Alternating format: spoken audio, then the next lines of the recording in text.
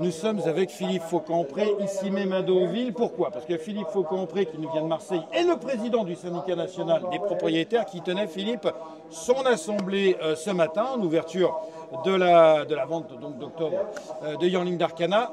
Est-ce que tu peux nous en faire un résumé? Oui, un résumé assez simple. Nous n'étions pas très nombreux, mais avec beaucoup de gens qui étaient intéressés et intéressants. Et nous avions surtout la présence d'Arnaud de Seyssel, qui est depuis, je pense, 5 ans, la première personne issue de France Gallo, de la direction de France Gallo, à venir assister à notre Assemblée Générale et surtout à accepter des critiques. Et aujourd'hui, en tant qu'Arnaud de Seyssel, depuis la dernière mandature, vice-président du plat pour France Gallo. Exactement. Bon, il est tenu bien évidemment à certaines confidentialités, mais il nous a quand même expliqué que le problème général, c'était d'arriver à ces fameux chiffres de 750 millions pour toute la filière et de répartir ceci. Il nous a expliqué principalement sur les courses PMH qu'en réalité, si j'ai bien compris, et je lui demanderai prochainement la confirmation, qu'apparemment les courses PMH qui ont été baissées de 10% au 1er juillet reviendraient à leur nominal. Pardon, tu peux répéter? Oui, c'est ce que j'ai compris aussi. Donc, je souhaite avoir la confirmation et je souhaite te le dire peut-être avant ce soir. L'idée, c'est que les courses PMH, je préfère que les courses PMH. Il y aura un certain nombre de courses PMH de supprimer, plus en obstacle qu'en plat. Ça, c'est triste, mais bon. Oui, c'est triste, mais ce sont les résultats qui font ça. Sur les tests faits, c'est que les courses PMH, il y aurait 100 courses d'obstacles de supprimer pour 80 courses de plat de supprimer. Bon. En partant du principe également, qui nous est cité, il y a des champs de course qui sont à 3 km l'un de l'autre. Donc envisager des fusions, des accords, ainsi de suite. Ça, on pense que c'est possible. Maintenant, sur la répartition des courses, il a été, bien évidemment, nous on le sait par rapport à la météo, il a été prouvé que dans les courses PMH, il y avait beaucoup plus de courses au printemps qu'à l'automne, et que de ce fait, ces courses PMH enlevaient des partants dans les courses premium, parce qu'il y avait du chevauchement. Donc il y a actuellement une refonte un peu du programme pour faire un équilibrage. Donc ça, on attend, ça ne se fait pas du jour au lendemain, principalement en obstacle, ça va être très difficile. Donc, maintenant, il faut laisser le temps au temps. Et c'est vrai que nous n'avons pas les mêmes notions de temps que nous jouons dans l'urgence, alors que le programme il est pour 2030. Donc laissons-les équilibrer. Moi, dès le départ, j'avais dit que France Gallo, je les laissais faire un petit peu. La seule chose qu'on peut leur reprocher, c'est qu'on n'est pas trop concerné dans les approches, bien qu'il y ait des conseils représentatifs, du conseil du plat, du conseil de l'obstacle. Mais ce qui manque avant tout, c'est une communication. Qu'on soit pas au quotidien, mais au minimum qu'on ait tous les 8 jours, tous les 15 jours ou tous les mois, un état général du système. On l'attend, je pense que bon, je l'avais prévenu en lui disant, en rigolant, qu'il fallait qu'il vienne avec son casque lourd, parce qu'on n'était pas là pour lui faire des cadeaux. Et alors il est très sportif, malgré quand on le voit comme ça, mais c'est un grand sportif parce qu'il est venu à la bagarre. Donc, parce qu'il y a eu beaucoup de critiques, parce que là, tu présentes ça de façon très calme, mais bon, hop, course supprimée, on supprime des hippodromes, et vas-y que je te, et machin. C'est tout le tissu des... Quand on voit, Philippe, quand même, ce qui pourrait être imaginable, construire un hippodrome aujourd'hui, ça présenterait des investissements des dizaines, des centaines de millions.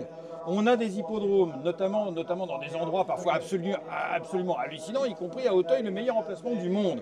Et aujourd'hui, on parle, on supprime. Non, il nous a dit clairement qu'il n'était pas question ni de supprimer Auteuil, ni de supprimer, ou de vendre Saint-Cloud, ainsi de suite. C'est absolument hors de question dans leur tête. Bon, maintenant, il y a des réalités économiques qu'il faudra prendre en compte. Est-ce que, va savoir si un jour il n'y aura pas, ça demande aussi des investissements, la refonte d'Auteuil sur un autre champ de course style Longchamp où il y a de la place, abandonner le meilleur emplacement du monde. C'est comme si tu avais une boutique sur les Champs-Élysées, tu dis elle marche pas, tu dis je vais m'installer à Créteil plutôt, ça va marcher mieux. C'est le meilleur emplacement du monde si tu accommodes tes articles. Maintenant, Ah bah, faut accommoder les articles. Quand une boutique ne marche pas, on change la vitrine et le directeur. On est bien d'accord, mais quand on entend et quand on voit surtout par exemple en obstacle, moi j'ai démarré par l'obstacle. À une époque où il y a 30 ans, tes chevaux d'obstacle, tu les faisais durer. Maintenant, les chevaux, moi, il y a un truc, j'ai plus de chevaux d'obstacle, j'ai encore contact avec les entraîneurs. Et quand on entend, dernièrement, François Nicole dire, on n'est plus à l'époque où ça va trop vite, où les courses, ils vont à la mort. Bon, bah, peut-être les 3 ans, tout ça pour faire du commerce, pour être revendu juste après. Bah, une simple réflexion. Peut-être qu'il serait peut-être souhaitable de ne pas faire de course de 3 ans à Auteuil avant l'automne. C'est une des manières. Maintenant, à partir du moment où beaucoup de propriétaires se sont basés sur ce commerce de chevaux, il ne faut pas se plaindre si on n'a plus de vieux chevaux. Oui, mais enfin là, j'ai l'impression que tu parles comme si c'était un fait établi, on va s'écrouler et maintenant on creuse des trous pour emboucher d'autres. Toi, en tant que président du syndicat national des propriétaires, c'est le discours, je crois, que tu as tenu Eric Woerth aussi il n'y a pas très longtemps. Oui. Il faut repartir à la construction, trouver des vrais patrons au PMU à la construction. Voilà. Comment tu la vois, toi, la construction? Là, moi, j'ai eu ce contact avec Eric Woerth qui nous a dit que pour lui, et qui a réagi en tant que ministre, ex-ministre, en nous disant il y a eu déjà une baisse des allocations, et il faut arrêter parce que qui dit baisse d'allocation, baisse des propriétaires, baisse d'achat, baisse de chevaux à l'entraînement, baisse de partants, baisse de jeu, et on retourne dans le négatif. Bon, ça, on est tous d'accord, mais comment? Comment? C'est peut-être de changer un peu plus le système, que, bon, exemple, Gilles Barbarin l'a dit, il y a tout ce système où il n'y a plus de course à condition, où on se retrouve qu'avec des handicaps et des handicaps. Le handicap, on sait très bien que c'est la source de la tricherie, il ne faut pas se mentir, et que de ce système-là, on n'est pas capable, par exemple, en 2025, ils viennent encore d'embaucher 3 handicapeurs, alors que l'intelligence artificielle, ça existe. On revient au 19e siècle, au jugement d'un homme. Maintenant, s'ils ne le font pas dans le système, ça va continuer. Pourquoi il y a moins de jeux? Parce que les gens sont écœurés, parce que... les jeux sont impossibles à comprendre aussi. Voilà, et qu'on n'a plus cette formation de jeu qui existait également dans les PMU. Ça aussi, on en a parlé.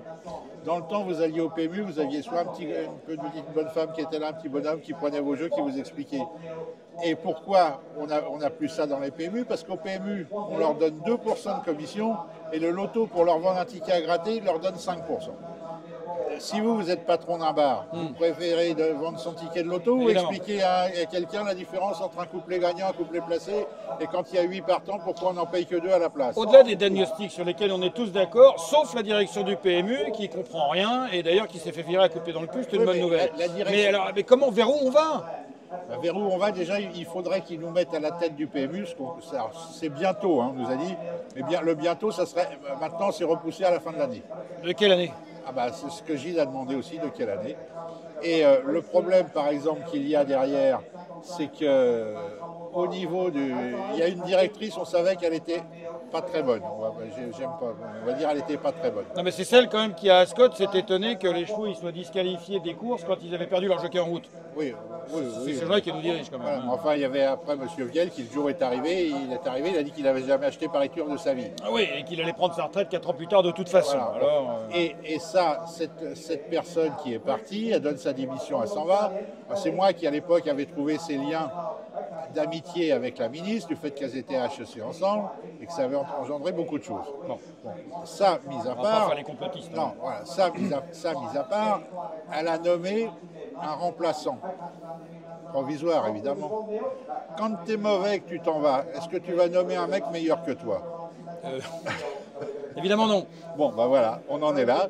Alors il est là, il est peut-être très sympa, ce monsieur Cœur, je ne sais pas, il est peut-être très compétent dans d'autres branches, mais dans cette branche-là, et pour l'instant, on est C'est le mutisme, c'est tous les jours ça continue à descendre.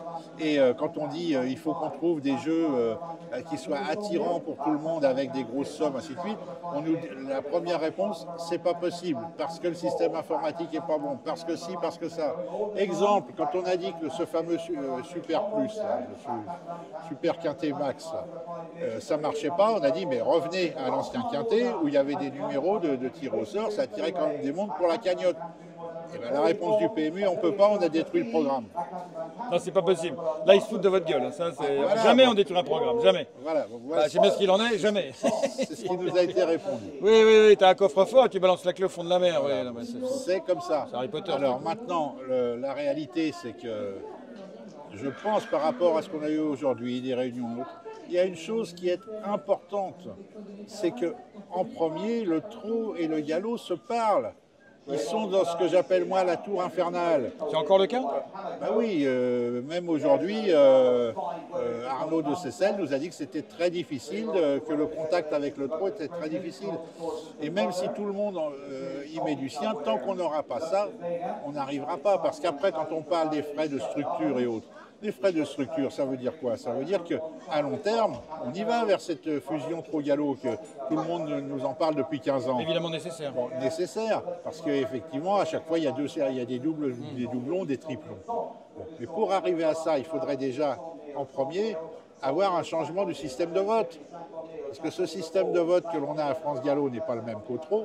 Oui. Et que la réponse est ce qui est vrai également. Oui, mais d'accord, mais là on parle de réformes structurelles qui nous poussent à 10, 15, 20 ans. Mais on n'a plus le temps. Dans 20 ans, il n'y aura plus de propriétaires, il n'y aura plus de courses. Il n'y aura plus de courses. Un peu comme en Italie, en Belgique, super. Oui, mais alors après, quand nous on a parlé, il faut tout de suite trouver 50 millions. Ces 50 millions, on ne peut pas les trouver, c'est le moment de le dire, sous les pieds d'un cheval. Bon, on a fait une proposition qui concerne avec une étude très poussée au niveau du PMU, avec des chiffres provenant de la FNCH, du PMU, concernant les fameux GPI. Grands parieurs internationaux. Grands parieurs internationaux.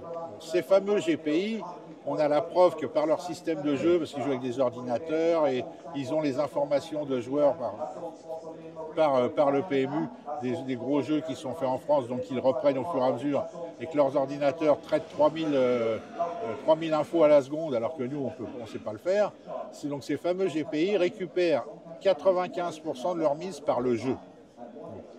Donc, quand ils jouent 100, ils récupèrent 95.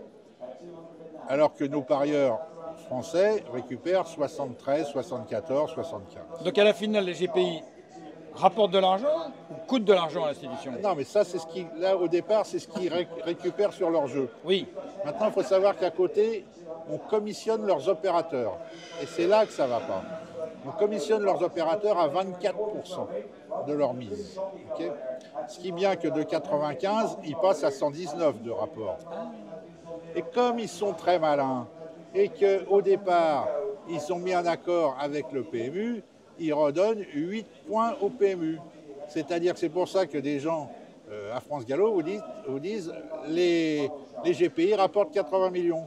Mais ils rapportent 80 millions quand on leur en a donné 190. Ah, bah c'est un bon calcul, ça. C'est un bon truc. Bon. Oui. Alors, ça, c'est le premier point. On a les preuves, on a les chiffres, et les chiffres, ils viennent de la FNCH, donc de France Gallo, ainsi de suite. Les gens de France Gallo nous envoient dans le mur en nous disant c'est pas vrai, c'est faux. Voilà. Okay. Chacun a ses chiffres. Alors, le deuxième point, alors. Ces chiffres-là, je les ai donnés à Eric Woerth. Bon, ça, c'est le premier truc.